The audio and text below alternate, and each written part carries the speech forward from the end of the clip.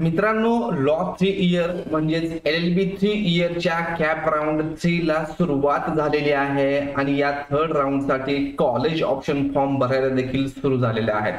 आता हे college option कसे भरायचे, प्रेफरन्स भरताना चुका कशा टाळायच्या, कुठल्या चुका विद्यार्थ्यांकडून होतात आणि हे प्रेफरन्स कुणी द्यायचे आहेत, अशा A to Z प्रश्नांची उत्तरं आजच्या व्हिडिओमध्ये पाहणार आहोत। तर मित्रांनो, मी प्राध्यापक डॉक्टर वैभव इंगळे, तुम्ही पाहताय आपलं इन्फॉर्मेशन कट्टा हे YouTube चॅनल। मित्रांनो, व्हिडिओ सुरू करण्यापूर्वी तुम्ही जर चॅनलला नवीन असाल तर चॅनलला सबस्क्राइब करून घ्या, असेच नवीन माहितीपूर्ण व्हिडिओ तुम्हाला मिळत राहतील। चला तर मित्रांनो, सुरू करूयात व्हिडिओ। मित्रांनो, सर्वात अगोदर आपल्याला सीईटी सेलच्या ऑफिशियल वेबसाईटला यायचं आहे। त्यासाठी cetcell.mahcet.org हे सर्च बॉक्स मध्ये टाइप करून आपल्याला सर्च करायचं आहे। या वेबसाईटची लिंक मी तुम्हाला डिस्क्रिप्शन बॉक्स मध्ये दिलेली आहे। इथं आल्यानंतर तुम्हाला इथे ऍडमिशन प्रोसेस अकॅडमिक इयर 2024-25 दिसेल, तर यावरती आपल्याला क्लिक करून घ्यायचं आहे। यावरती क्लिक केल्यानंतर तुमच्या समोर अशा प्रकारचा इंटरफेस ओपन होईल। त्यानंतर इथं LLB 3 इयर आहे, त्यावरती आपल्याला परत एकदा क्लिक करायचं आहे। LLB 3 वरती क्लिक केल्यानंतर आता आपण मेन LLB 3 इयर कॅपच्या पेजला आलेलो आहोत। तर इथं आल्यानंतर राऊंड 3 इन्स्ट्रक्शन्स काही आलेल्या आहेत, तर या काही इम्पॉर्टंट इन्स्ट्रक्शन्स आहेत त्या वाचून घ्या। तर आता इथे काय सांगितलं बघा की new registration form editing college option form filling will be available as per schedule, please check updated admission schedule. म्हणजेच 25 तारखेपासून ते 27 तारखेपर्यंत तुम्हाला नवीन रजिस्ट्रेशन देखील करता येणार आहे। हे रजिस्ट्रेशन ऑलरेडी पूर्वीपासूनच सुरू झालं होतं, जरी केलं नसेल तर नवीन रजिस्ट्रेशन करून घ्यायचंय। ज्या विद्यार्थ्यांनी कॅप राऊंड फर्स्ट ला रजिस्ट्रेशन केलेलं आहे त्यांनी परत रजिस्ट्रेशन करायची गरज नाही, त्यांनी त्यांचा फॉर्म एडिट करू शकतात 25 ते 27 या दरम्यान, आणि कॉलेज ऑप्शन देखील त्यांना देऊन घ्यायचे आहेत। आणि सेकंड पॉइंट महत्वाचा आहे, it is compulsory to give fresh college options to be eligible for third round. तर जे कॅन्डिडेट्स थर्ड राऊंड साठी एलिजिबल आहेत अशा प्रत्येकाने फ्रेश कॉलेज ऑप्शन द्यायचे आहेत। पूर्वीचे फर्स्ट कॅप राऊंडला दिलेले कॉलेज ऑप्शन्स इथं चालणार नाहीत। त्यानंतर सांगितलंय की जास्तीत जास्त कॉलेज ऑप्शन द्या, कॉलेज ऑप्शन भरल्यानंतर व्यवस्थित चेक करून तुमचा फॉर्म लॉक करा। आणि आणखीन एक महत्वाचं, जर तुम्हाला आणखीन कॉलेज ऑप्शन वाढवायचे असतील तर तुम्ही लॉक किंवा अनलॉक रिलॉक किती वेळा पण करू शकता, 25 ते 27 या वेळेमध्ये। तर या काही जनरल इन्स्ट्रक्शन्स होत्या। आता आपण पाहूयात की खऱ्या अर्थानं हा फॉर्म कसा फिल करायचा आहे। तर त्यासाठी सर्वात अगोदर तुम्हाला लॉग इन या बटनावरती क्लिक करायचं आहे। लॉग इन केल्यानंतर तुमचा इथं कॅपचा लॉग इन ID टाका, या ठिकाणी पासवर्ड टाका आणि इथं लॉग इन करा। जर तुमचा पासवर्ड विसरला असेल तर इथं फॉरवर्ड पासवर्डचा ऑप्शन आहे, त्यावरती क्लिक करून पुढची प्रोसेस करा आणि नवीन पासवर्ड तुम्हाला मिळेल तो या ठिकाणी टाकायचा आहे आणि लॉग इन या बटनावरती क्लिक करायचं आहे। लॉग इन या बटनावरती क्लिक केल्यानंतर तुमच्या समोर अशा प्रकारचं पेज ओपन होईल। आता इथं पहा, या विद्यार्थ्याला first and second CAP round मध्ये other than first preference college भेटलेलं होतं, परंतु याने ते सीट एक्सेप्ट केलेलं नाही। तर याला इथं proceed to fill application form आलेला आहे। तर ज्या ज्या विद्यार्थ्यांना proceed to fill application option form आलेला आहे तर त्या विद्यार्थ्यांनी ऑप्शन फॉर्म भरायचा आहे, ते सर्व विद्यार्थी इलिजिबल आहेत। आणि ज्या विद्यार्थ्यांचं ऑलरेडी ऍडमिशन झालेलं आहे फर्स्ट प्रेफरन्स सोडून इतर कुठलं, म्हणजेच अदर दॅन फर्स्ट प्रेफरन्स ज्यांना मिळालेला आहे, त्यांना वाटलं की आता मला थर्ड कॅप राऊंड मध्ये पार्टिसिपेट करायचंय, घेतलेलं कॉलेजमध्ये मला नकोय, तर त्यांनी कॉलेजमध्ये जाऊन कॉलेजच्या लॉग इन मधून त्यांचं ऍडमिशन कॅन्सल केल्यानंतर त्यांना अशा प्रकारचं proceed to fill option form हा ऑप्शन दिसणार आहे आणि त्यानंतर ते विद्यार्थी हा ऑप्शन फॉर्म भरू शकणार आहेत। आता एक प्रश्न असा देखील विचारतात की मी रिझर्व्ह कॅटेगरीचा आहे आणि मला इथं proceed to fill option form आणि जनरल येते। तर जनरल याचा अर्थ सर्वांसाठी आहे, जनरल म्हणजे जनरल OBC असा त्याचा अर्थ नाहीये। तर सर्वांनी हा एकच फॉर्म भरायचा आहे, सर्वांना जनरल असंच येणार आहे। तर proceed to fill application form यावरती क्लिक केल्यानंतर आता शॉर्टलिस्ट ऑप्शन्स हा ऑप्शन तुमच्या समोर येईल। तर मित्रांनो, काही महत्वाच्या इन्स्ट्रक्शन्स या ठिकाणी आहेत आपल्यासाठी की आता हे कॉलेज ऑप्शन देत असताना तुम्हाला ज्या कॉलेजमध्ये तुम्ही ऍडमिशन घेणार आहात त्याच कॉलेजचे ऑप्शन द्या, आताच आपण या विद्यार्थ्याच्या बाबतीत पाहिलं, दोन्ही राऊंडला 2 कॉलेजाला अलॉट झालेले आहेत, परंतु या विद्यार्थ्याने तिथे ऍडमिशन घेतलं नाही.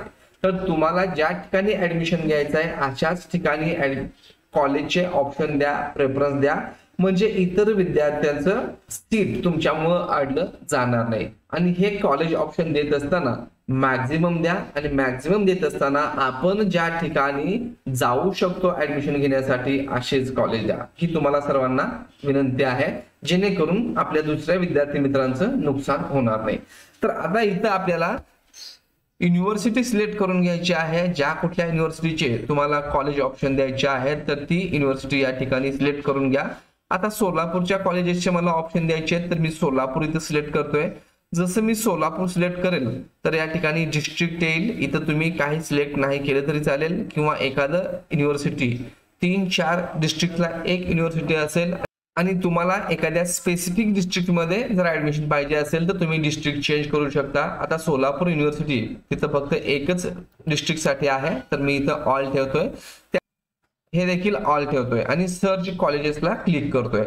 इथे तुम्ही जरी ऑल ठेवला असेल तर तुम्हाला या ठिकाणी पहा स्टेटस दाखवतंय, government aided, unaided, government aided, college type, coeducation वगैरे दाखवतंय. तर इथे देखील तुम्ही त्यानुसार कॉलेज चॉईस देऊ शकता. या ठिकाणी टोटल इनटेक आहे, तर या कॉलेजमध्ये सध्या किती जागा रिकाम्या आहेत, व्हॅकंट आहेत, हे कसं पाहायचं याविषयीचा व्हिडिओ आपण ऑलरेडी बनवलेला आहे. तर तो तुम्ही पाहिला नसेल तर पाहून घ्या, त्याची लिंक तुम्हाला डिस्क्रिप्शन बॉक्स मध्ये आणि वरती आय बटन मध्ये दिलेली आहे. आता आपल्याला काय करायचं आहे, सर्व जे तुम्हाला कॉलेज हवे आहेत ते विदाउट काही सिक्वेन्स वगैरे न लावता सिलेक्ट ऍड ऑप्शन्स करायचे आहेत. जसं तुम्ही ऍड कराल तर सिलेक्टेड ऑप्शन्स ऍडेड सक्सेसफुली असा मेसेज येईल आणि इथं शॉर्ट लिस्टेड ऑप्शन्स टोटल 3 आलेले आहेत. आता मला वाटलं की आता या युनिव्हर्सिटीमध्ये 3च आहेत, आणखीन आता पुणे युनिव्हर्सिटीचं मी पाहतोय किंवा मुंबई युनिव्हर्सिटीचं पाहतोय, तर युनिव्हर्सिटी ऑफ मुंबई या ठिकाणी मी सिलेक्ट केलं आणि ऑल ठेवून सर्च केलं तर मुंबई युनिव्हर्सिटीमध्ये जितके काही कॉलेजेस आहेत ते या ठिकाणी आलेले आहेत. तर आता इथं मी सर्च करेन की स्टेटस मध्ये एडेड कुठले आहेत, तर एडेड कॉलेज या ठिकाणी असं सर्च करेन, किंवा मला एखादं कॉलेज पाहिजे तर हे या ठिकाणी त्याचं नाव मी शोधणार आहे. तर इथं government law college, government college आहे, तर हे देखील मी ट्राय करेन.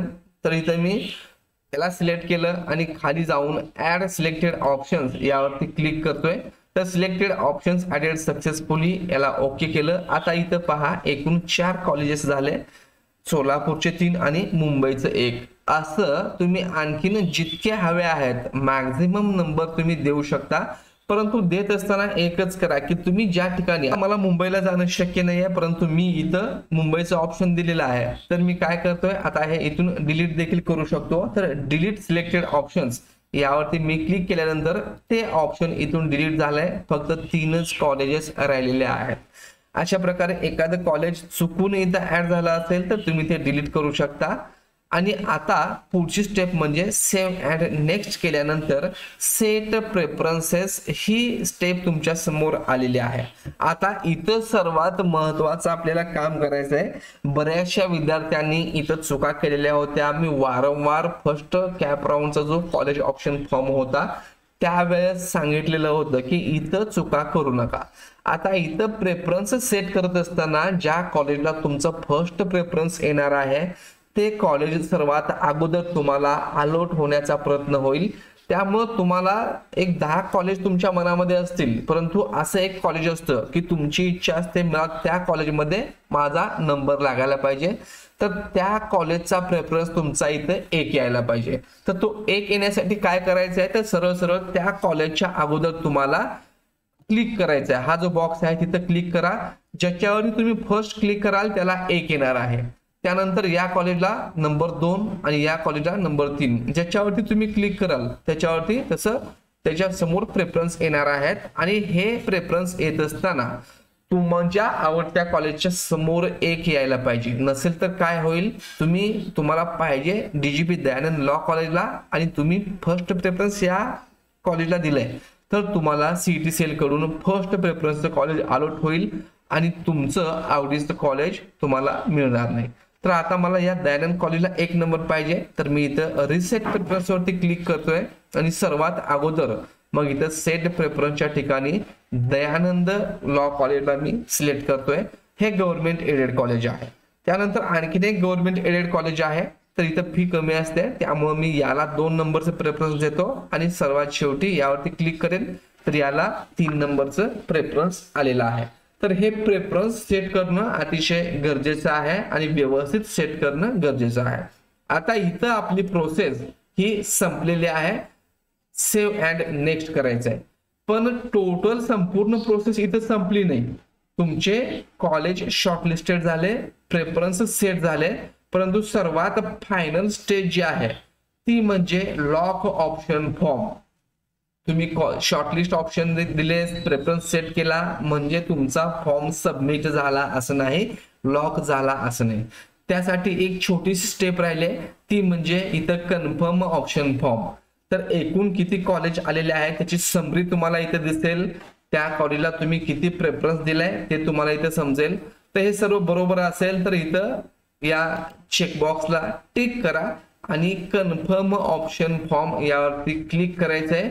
पण तुम्हाला जर वाटलं की मला परत एकदा आणखीन काही कॉलेज ऍड करायचे आहेत तर परत एकदा शॉर्ट लिस्ट ऑप्शन्स वरती जा.